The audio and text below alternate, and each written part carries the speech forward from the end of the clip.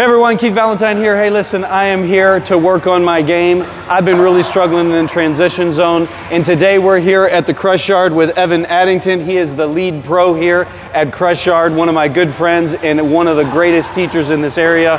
Would love to just get my game better, so we're gonna work on some transition zone drills today, and this is Evan. Yeah, thanks for coming in. Yeah man, so what do we want to start with? So working on transition, I think there's a couple ways that you start. Have you ever played 7-Eleven? No. It's a common drilling game. Okay. I'm gonna stay at the kitchen. Okay. You're gonna start at the baseline. Okay, at the baseline? Yeah. Okay. All right, so when we're playing 7-Eleven, Okay. I'm gonna be feeding the ball from the kitchen line. Okay. You're basically hitting either a third shot drop or a third shot drive and trying to work your way in. Okay. Your goal is not to win the point necessarily in this situation. Anybody that comes to take a lesson with me on transition, I'm watching how they move through the court. Okay. So your goal is really just to make it up here. Okay. Ready?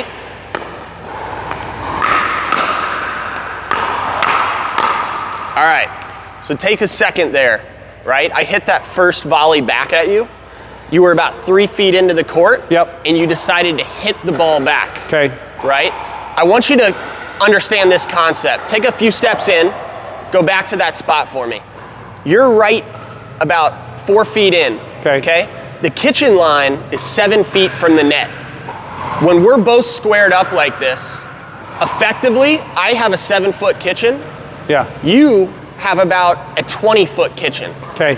Right? Which means that I can get to your feet very easily, but the net is protecting my feet. Okay. So when you decide to hit that ball hard from that area of the court, you're making it very easy for me to hit it back down at your feet. So it's a stupid choice. Got it. Yeah, it's a dumb decision, right? So there's two things with transition. There's either the decision making itself or a technical aspect that you have to work on. We're gonna try and figure out what we need to fix.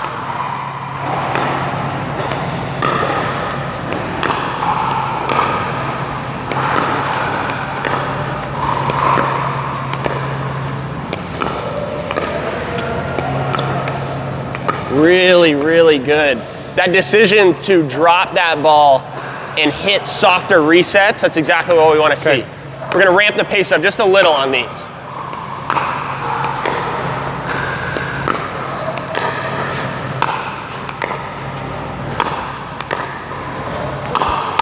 All right, so I want to point something out. You take about 2 feet in. Do you have a sense that that last ball I hit was going out of bounds? Yes. All right, so one thing that people do when they make their way into the court is they still keep their ready position. Okay. Almost like you're at the kitchen line, right? Right. Where you walk in and your paddle's here. The problem with that is if you're standing up at the net and you're looking back at me, you'll notice that my paddle is basically covering a spot where the ball's gonna go out of bounds. Does that make sense? Yeah, yeah. So when you move into the court and you hit that first shot, you want your paddle down by your feet. If the ball is up here or it's coming at your chest, let it go. Got it. It's going out, right? As you move into the court, you can progressively bring your paddle higher to cover your chest when you get to the kitchen. So this should be like a line that's going for the out ball. I should have this below, so if I'm having to pick up my paddle, that's an out ball, don't do it. It's a way to self-regulate and make sure that you're not hitting out balls. Okay. Yeah. Ready? Oh, good try. There you go.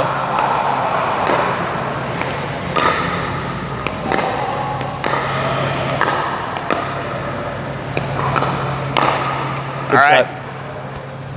Tough one there.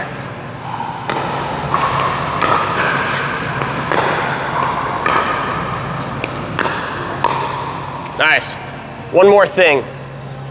When you're working your way into the court, we never want to reach those shots. Okay, that's what I do a lot. So that's the thing I was telling you about. I plant my feet, and then I'm stuck here, and then I'm lunging and not picking my feet up to take that extra step to get over there. Yeah, being light on your feet, right? Not being heavy-footed, right? Okay. We don't want our feet to be like we're planted in cement, right? It's good to have a wide, solid base, but you want your weight kind of on the balls of your feet, right? Yeah. To be in sort of an athletic position. Yeah. And then we're just taking lunge steps. Yeah. So when we're reaching for those balls, we're lunging. when you're at full extension, you have no control. Right. Right, it's very difficult to control where that ball goes. Right, and you know, I'm a volleyball player, right? So volleyball was one of my primary sports, and volleyball is about getting low and sticking here, and then it's barely much movements because the ball's coming so fast. So I'm kind of getting out of that volleyball mindset to get more in the tennis or pickleball mindset, the racket sports, and light on the toes. Yeah, and I think one of the things that you do really well is you get low and you stay low throughout the shot. I'd like to see you though, when that ball is basically outside your feet, when it's to your right or to your left, outside your feet, just taking that one lunge step with your paddle. So we're not gonna move our paddle or step. We're not gonna step and move our paddle. We're gonna move them both together as we go for these balls. Does that make sense? Yeah. Now, what about offsetting? Do I want to get behind? Like at the kitchen, we're always stepping off to make room. Is the same thing? So kind of back behind where the contact point's going to be? There's going to be times where you're going to need to drop step, right? Yeah. But when we're in that first area of the transition zone, call it 3 or 4 feet inside the baseline, hopefully we're not going to need to do that because the ball is coming from the kitchen line. You should have enough time to track it. To get over, got it. Now, when you're in the second half of the transition zone, right, let's call it 4 or 5 feet from the kitchen line, you might need to do that a lot more. It depends on the quality of the shots your opponents are hitting, right? If they're hitting slow rolls at your feet, there are times where when the ball's moving slowly, you might have to create a little space to catch it as it apexes. That's a more advanced technique, but we'll get into that.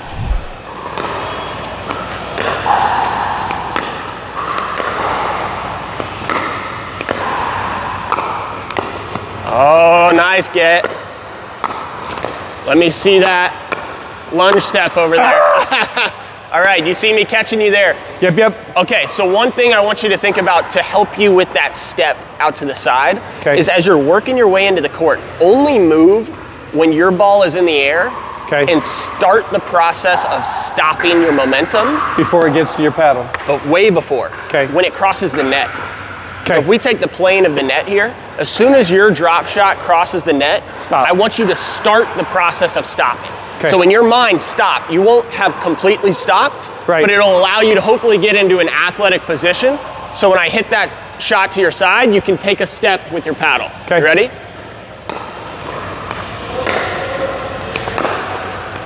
Better. Nice. All right. Good job. Reset.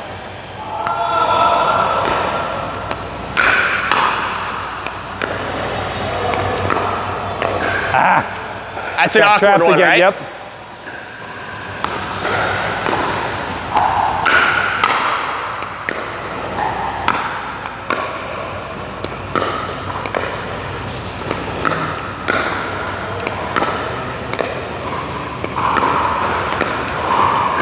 Nice, good job.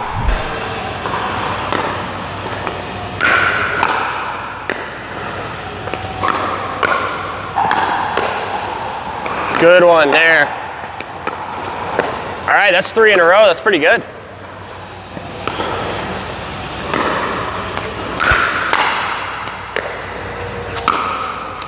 All right. You see that's that same position, right? Yeah. Where we're taking that crossover step. Really focus on lunging into that left leg.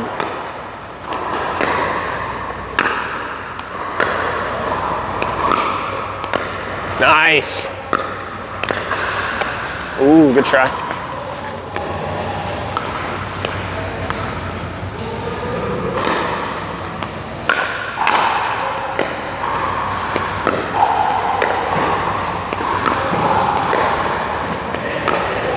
Nice, good one. Yeah, you're getting the hang of it.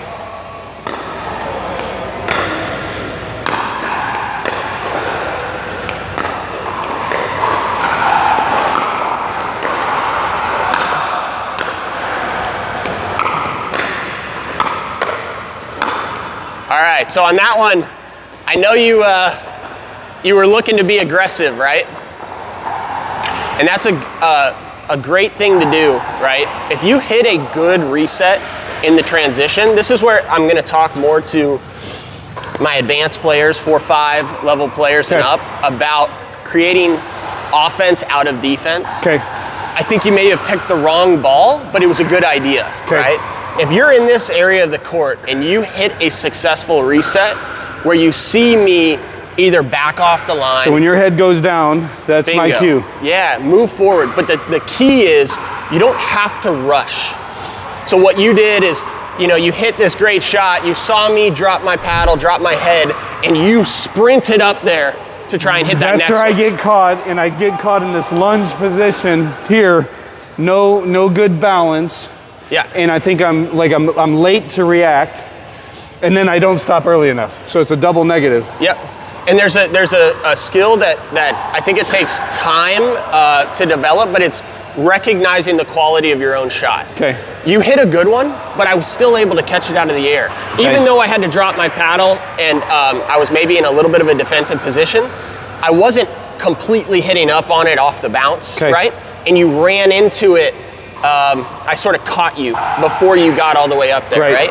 So when you see that that's happening, anytime your opponent's taking it out of the air, raise the paddle and slowly make your way in. So even if you recognize, oh, it's a good shot, you need to come in balanced. Paddle raised and then not lunging forward. Once you commit that heavily, I'm done. Well, you done. pick the side, you like put it on one side or the other, and I'm done. Yeah, so it's a good idea. It's just realizing that you have a lot of time, that there's a lot of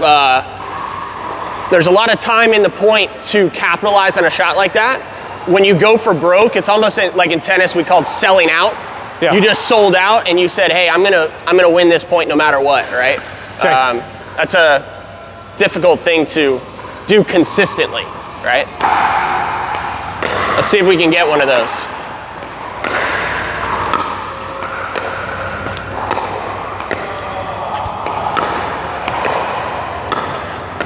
Nice, good job. Yeah, good one.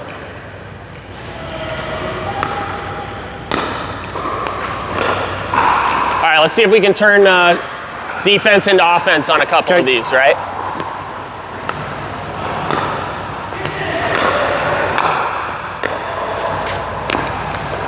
Oh, you can't hit a much better shot. I was watching my shot. See, I was always admiring how good the shot was.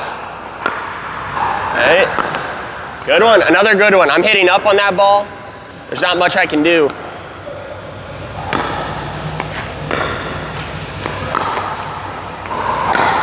Oh, body bag. Body bag. Nice shot. Oh, questionable. Bad choice. Yeah. You already Bad knew choice. it.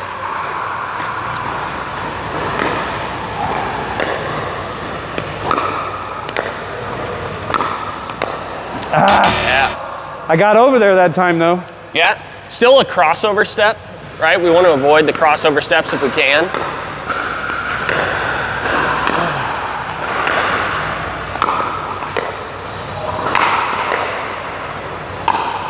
Oh, what's that?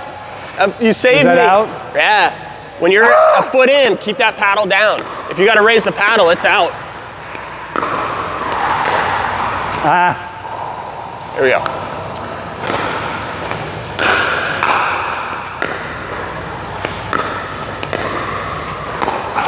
Oh, I did it again. You felt that? That's all in the movement, right?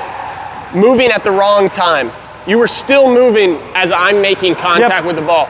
Remember, when that ball crosses the plane of the net. Yeah. No, I love that. I love that because I usually am making the decision too late. Yeah. So that gives me a half a second faster. Yeah. And you're able to react.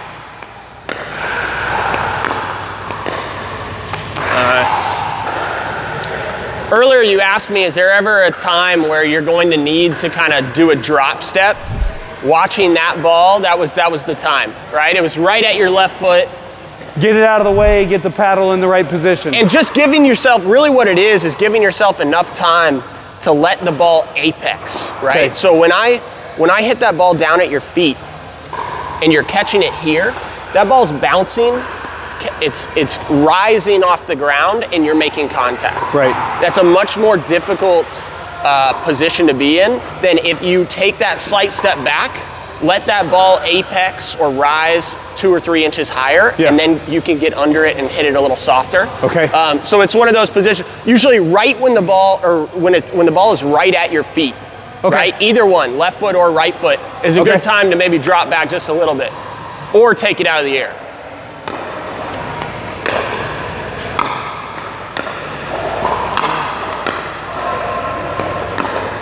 Oh, hey, that's good okay. movement. That's the other one. I lunge at the ones that are out here. Yeah. That's one that I should have stepped back and got behind. Now there's another technique that I want to show you, right? Okay. That's a common mistake that people make. You get so excited, you're here, you've done everything correctly, you've stopped early, like that ball you stopped quick enough, it was great. And then you decided to meet the ball out. Yeah, I do it all the time.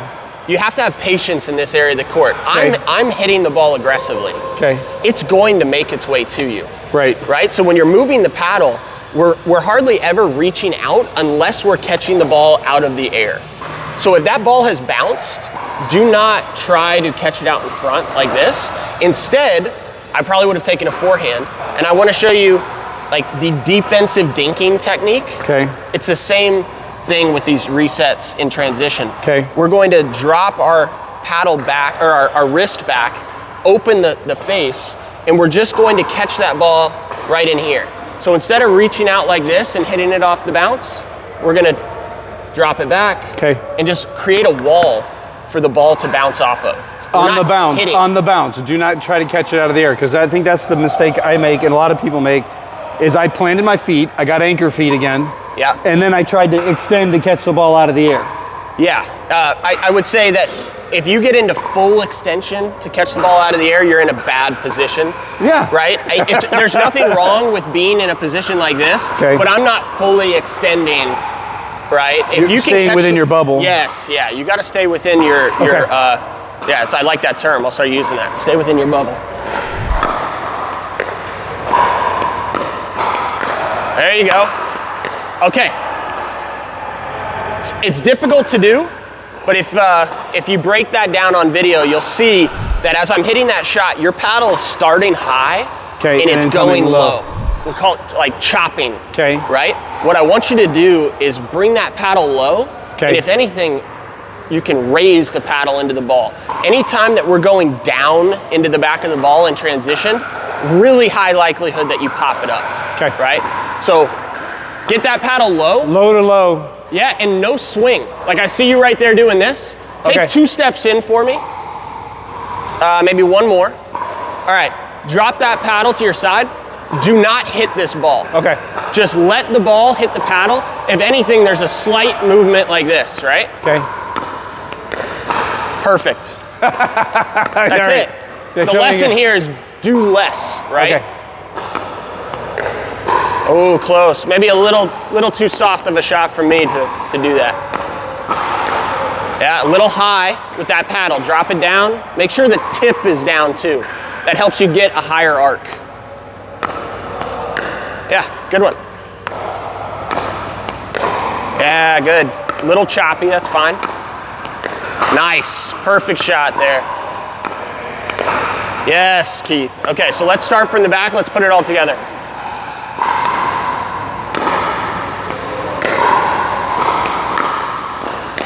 A little choppy, right?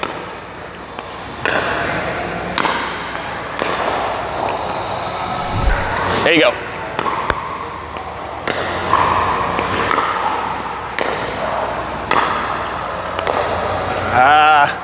Mine was out, wasn't it?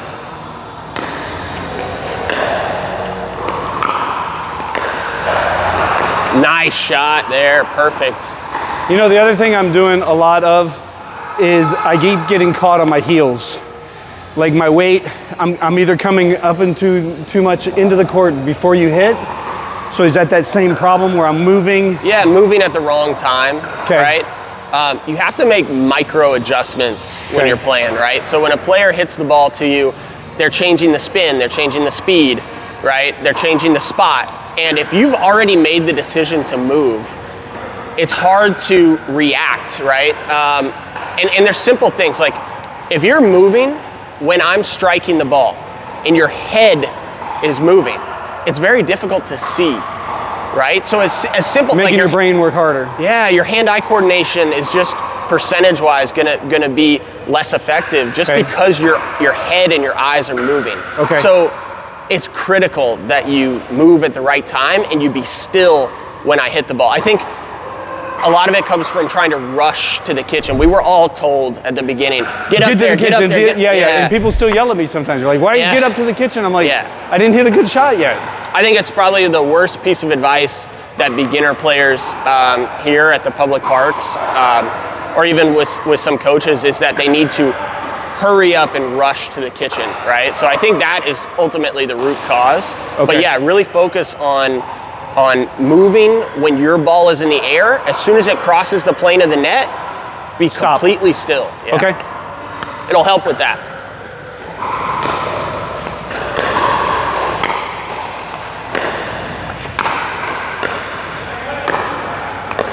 Oh, nice one.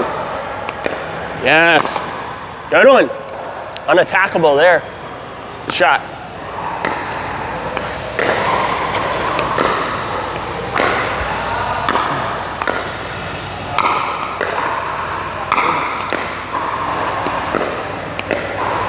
Good one. That was it. That was it. You were moving. That's the shot right there, right? Yeah, that's my biggest mistake right there. Is like I get excited. I'm like, oh, I did good, and then I go right up there. Yeah.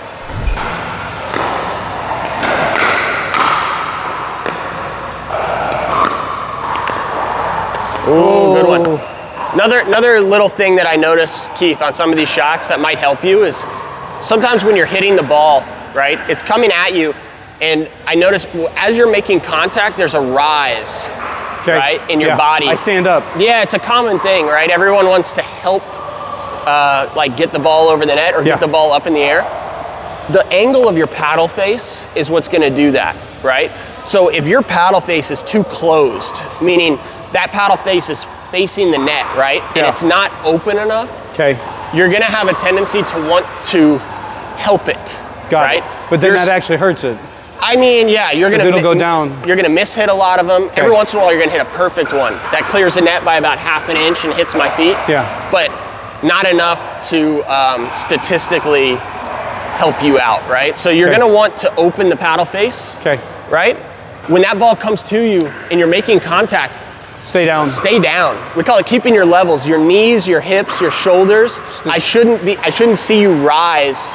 I've got this backdrop behind you, and I can see your head going up and down as you make contact. Try and stay low.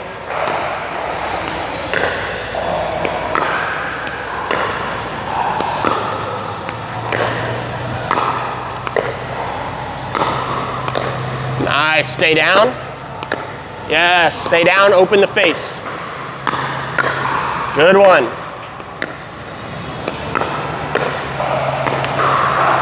Yeah, good job. Up until then.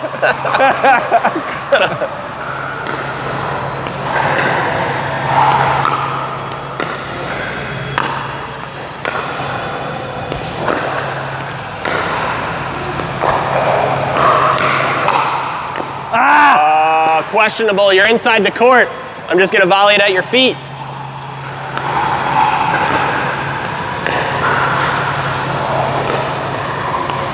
Oh, careful there.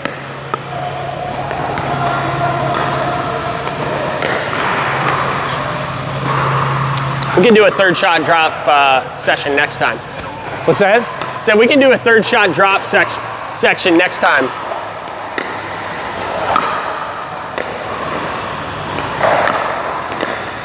Nice. All right. Stay still. Open that paddle face. Stay down. Yeah. Good one. Yeah. I mean, that's tough, but you hit 3 great shots there.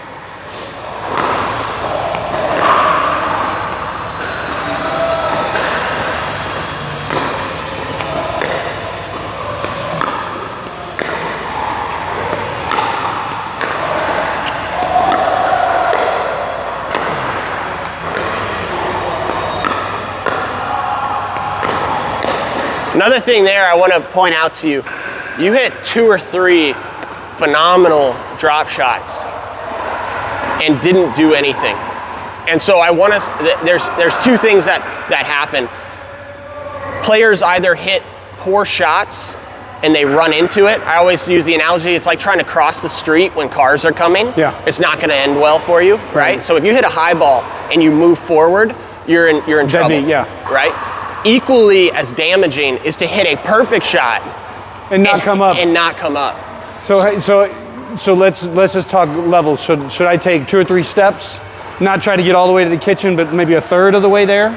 Yeah. Like, what do you typically teach? 3 levels? Yeah. 1, 2, 3? Yes. Yeah. I mean, I've got a couple students that are either really athletic or big guys who can do it in 2, but for the most part, you're gonna have like 3 phases of the transition. Okay. Behind the baseline, into the court, and then a few feet behind the kitchen. But the thing is the skill that we're talking about is recognizing the quality of your shot. When to come up. So when you're drilling with somebody, one thing that can really help is when your partner tells you good or bad. Okay. Right? So that'll help. Yeah, so let's go through that.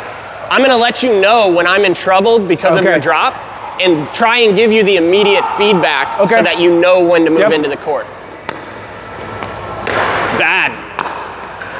Good. Yeah, really good. You ready? Bad. Good. Good. Yeah, you're there. That's one of the cleanest transitions that you've had. Sometimes just getting the feedback from your partner, from your drill partner, or whether that's a coach, can help you. The main things that we went through in the transition were, I feel like for you to improve, learning how to stop when your ball is crossing the plane of the net, right? And it's a concept that you were aware of, but adding in those little things, staying on the balls of your feet, lunging with your paddle, keeping that paddle down when you hit the ball. As soon as you step into the court, that paddle should never be high, right? Should always be below the ball, hitting up, right? And then learning to recognize when your shot is effective and when it's not, right? Not moving forward when that ball's high. Awesome. Yeah, so if you can drill and work with a partner who's giving you those audible cues, I think that'll help tremendously. That's awesome. All right, everyone. Hey, you saw the lesson here with Evan Addington. I got some homework to do, so I'm going to go home. I'm going to practice this, and I'm not going to come back to see this guy until I got this concept down and he won't bludgeon me. But hey, if there's any lessons that you want to learn, any teaching tips that you would like, leave a comment below and we'll get it in here with Evan, and we're going to start doing this regularly. So you got to check out Crushyard. This place is amazing. Take a look at this facility. Look at all the games, the food, the beer, the alcohol. They've got it all. This is the entertainment capital of Orlando. You got to come here and check it out. See you later.